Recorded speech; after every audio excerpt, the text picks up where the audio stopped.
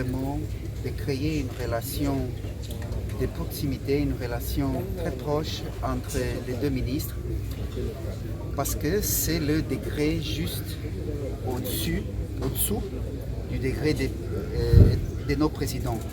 Nos présidents ont déjà montré qu'il y a une affinité entre les deux.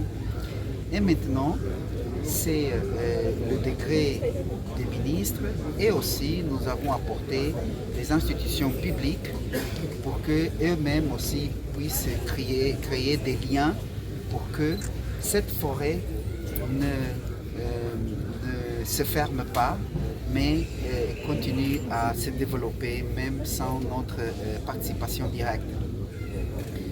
Le deuxième objectif, c'était de montrer le potentiel que nos économies ont, pas seulement nos économies, mais aussi pas seulement le potentiel réel déjà créé, mais aussi le potentiel pas encore créé, le potentiel naturel de nos ressources dans un cadre de complémentarité. Nous avons vu un engagement très intéressant du côté de la République démocratique du Congo, pas seulement du côté public, mais aussi du côté privé, société civile, et aussi partenaires internationaux. Nous avons vu ici quelques ambassades aussi. Et nous nous sommes rendus compte que nous sommes déjà un peu en retard pour tout ce que nous avons fait. Il paraît que nous avons atteint un grand résultat, mais la vérité c'est que ce résultat est venu un peu tard et nous avons un engagement mutuel de faire les relations économiques République démocratique du Congo et Angola s'approfondir et pour que nos secteurs privés, la société civile puissent vraiment prendre davantage. Merci beaucoup. Merci. Nous venons de signer la déclaration de ce forum. Cette déclaration montre déjà les thèmes dont les deux pays du côté économique s'engagent pour commencer à approfondir beaucoup plus. Nous avons le côté commercial, c'est mentionné comme le premier point. Nous avons aussi le côté douanier pour la gestion mutuelle, la gestion conjointe de nos frontières. Nous avons la coopération énergétique. Donc nous avons déjà listé, nous avons fait une liste des thèmes que nous voudrions approfondir lors de la deuxième édition du Forum économique qui aura lieu à la fin de cette année. Parce que si le train commence à se bouger, il faut tout faire pour qu'il ne s'arrête pas. Donc à la fin de cette année, nous allons avoir notre deuxième forum en Angola, dans une ville à indiquer et dans une date. Merci beaucoup. Je remercie mon homologue, ministre de l'économie et de la planification de l'Angola, parce qu'il a tout balayé. Après l'engagement de nos deux présidents respectifs, Félix-Antoine Tshisekedi Tshilombo et Lorenzo Joao de l'Angola, vous revenez à nous, membres du gouvernement, qui avons la responsabilité de gérer le pays au quotidien, d'élaborer des politiques et de les mettre en place, de saisir cette proximité de nos chefs d'État pour réaliser ce forum, idée ingénieuse pour que le secteur privé angolais, le secteur privé congolais, le secteur public angolais, le secteur public congolais puissent s'interconnecter, se rapprocher davantage. Vous savez, quand on a un cadre de concertation, on évite des malentendus. On peut se concerter pour avoir une vision commune de ce que nous voulons faire dans nos deux pays, au bénéfice de nos deux peuples, parce que la vocation de la République démocratique du Congo comme de l'Angola, des géants à l'Afrique centrale, c'est de booster l'ensemble de l'Afrique subsaharienne. Nous sommes en train de causer du retard énorme à l'essor de l'Afrique, que quand vous regardez en Afrique du Sud, il y a déjà Johannesburg, et toute l'Afrique australe gravite autour de ces géants. Quand vous regardez du côté de l'Afrique de l'Ouest, vous avez le Nigeria, la Côte d'Ivoire qui est en train de devenir un grand pas, et les autres pays rayonnent autour de ces grands géants. En Afrique de l'Est, vous voyez le Kenya avec tous les pays autour de ça. Donc ce que nous avons fait aujourd'hui, c'est un premier pas vers la réalisation d'un projet ambitieux d'intégration de l'ensemble de l'Afrique centrale, connecté à l'Afrique australe, à l'Afrique de l'Est, à l'Afrique de l'Ouest et à l'Afrique du Maghreb. En fait, nous allons réaliser la ZLECAf, la zone de libre-échange africaine. Ce que nous allons faire, ça s'est fait déjà, mais nous allons y mettre de l'ordre et donner des facilités.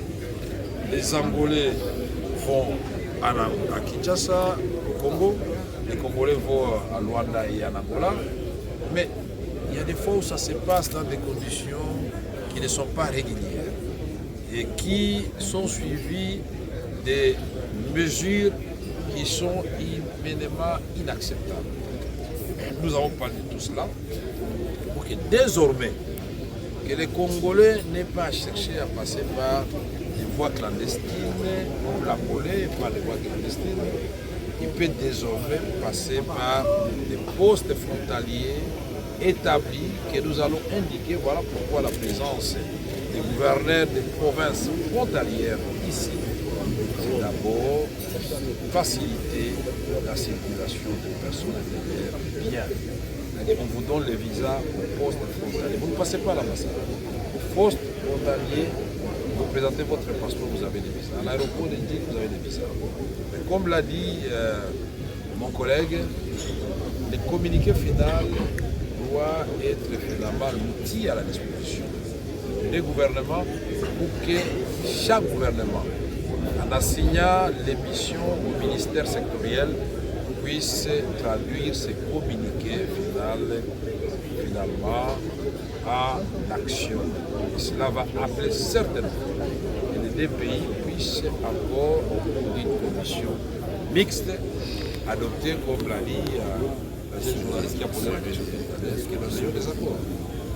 Mais nous avons aussi dit, et je ne veux pas les répéter davantage, quand vous regardez l'Angola et la République démocratique du Congo, c'est la même langue, au Congo central, dans le Kwango, dans le Kasaï, et de l'autre côté de l'Angola.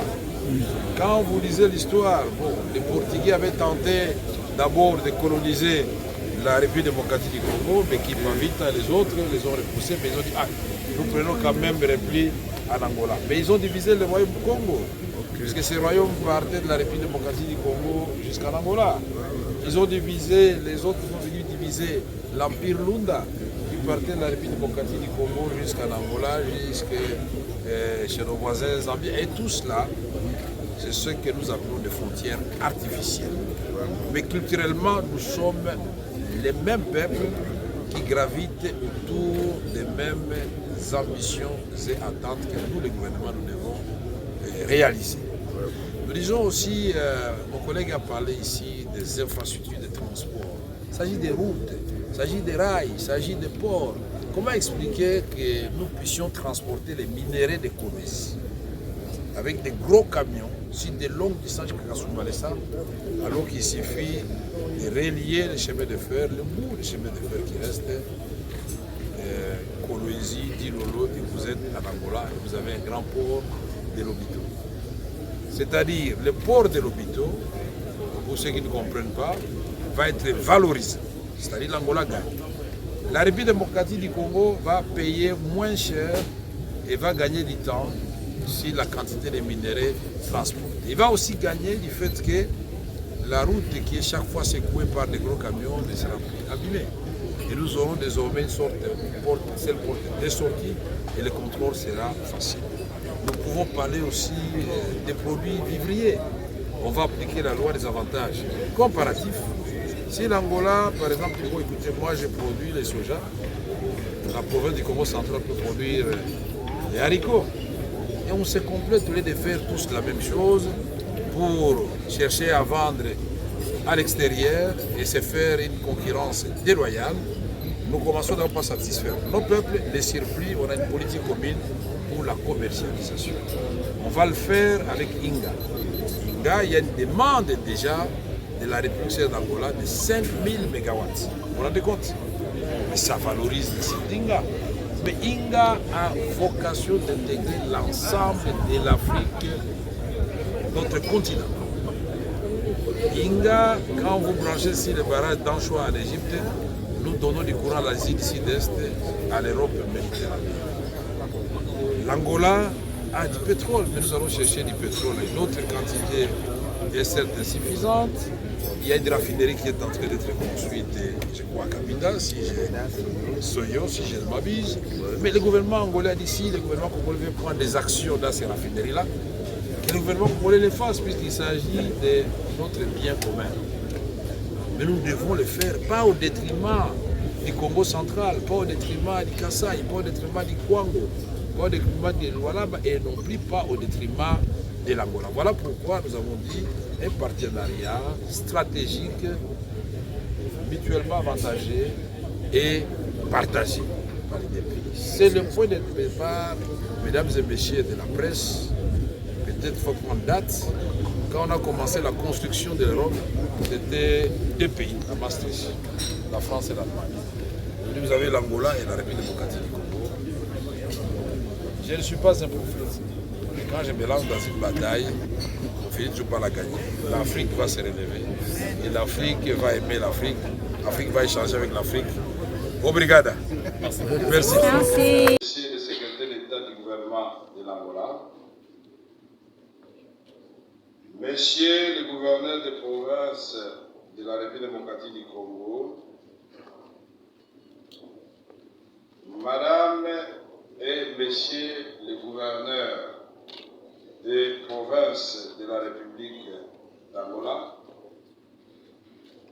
Messieurs le président de la Fédération des entreprises du Congo, Messieurs l'administrateur délégué de la Fédération des entreprises du Congo, Monsieur le président du patronat angolais et toute sa délégation, Mesdames et Messieurs les chefs d'entreprise de l'Angola et de la République démocratique du Congo, Mesdames et Messieurs, en vos titres et qualités respectifs, distingués invités, permettez-moi de rendre hommage et grâce à Dieu Tout-Puissant pour nous avoir gardés en bonne santé durant ces 2 jours du Forum sur le partenariat économique pour une croissance partagée entre la République démocratique du Congo et l'Angola. D'entrée de jeu, je voudrais réitérer respectueusement mes remerciements les plus vifs à leurs excellences, Monsieur le Président de la République, Félix Antoine Tshisekedi Tshilombo et Joao Lourenço, pour avoir été initiateurs de ce grand rendez-vous, ce forum que nous venons de tenir ici à Kinshasa.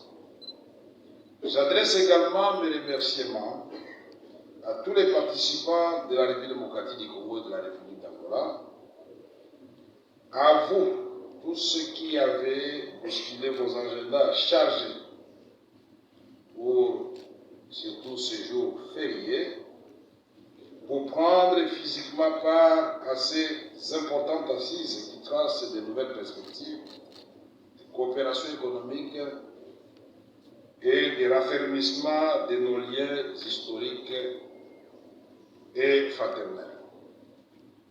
J'exprime aussi ma gratitude à toutes les autres personnalités de nos 2 pays respectifs qui nous ont fait l'honneur de leur présence et de leur participation active au cours de ces 2 journées de riches et intenses discussions. J'aimerais aussi étendre ma reconnaissance à tous les orateurs qui ont animé les différents panels sur des thèmes intéressants et étroitement liées à l'activité économique de nos deux nations et au bien-être de nos populations. La pertinence des interventions a permis de dégager des solutions importantes qui font l'objet du communiqué final signé ce jour sous vos yeux par les représentants de nos deux pays respectifs, en l'occurrence les ministres de l'économie et de la planification de l'Angola, les vice-premiers ministres et ministres de l'économie nationale de la République démocratique du Congo. Soyez rassurés de notre engagement à traduire l'ensemble de ces résolutions en action concrète dans un horizon temporel raisonnable. En travaillant main dans la main avec nos chers frères de la République d'Angola, nous définissons en réalité une feuille de route de notre commune et un cadre de référence dans la définition de nos politiques économiques, dans l'objectif prouvé d'assurer une prospérité durable et réellement partagée, au profit de nos deux peuples et de l'Afrique tout entière. Excellences, Mesdames et Messieurs, distingués invités, lors de mon discours d'ouverture, j'ai partagé mes ambitions qui visent à renforcer les synergies. Boa tarde a todos. S'il vous plaît. Excellence, le temps de mettre les casques, s'il vous plaît. Oui, j'attends.